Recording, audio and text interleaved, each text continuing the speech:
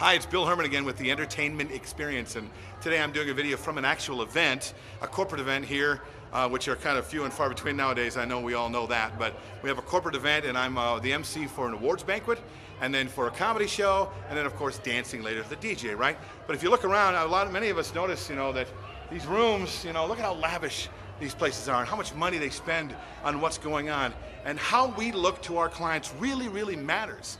It does. How you look, how you stand, the way your rig looks, how well you keep it clean. People don't think about it because we're just the DJ, right?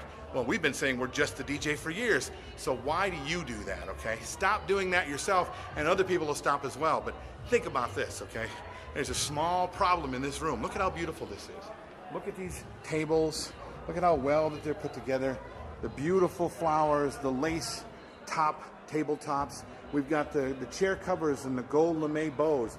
And then underneath it is a dance floor. A dance floor. Follow me down here, will you please? A dance floor, for some reason, that they haven't polished since 1971. Okay, there's gum. There's gum right there on this dance floor, okay? And then, to top it all off, the dance floor is covered on the edges with duct tape. Duct tape. In a room that they probably spent over $10,000 to decorate, they took a dance floor from 1970 whatever, haven't polished it, and they covered it with duct tape. Do you think that's making an impact?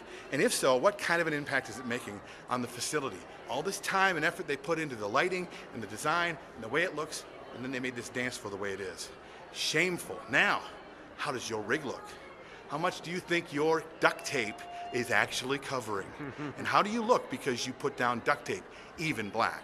Remember that, and all of a sudden now you become something that matches within an event instead of something that just gets thrown in an event. Thrown in an event gets you $300.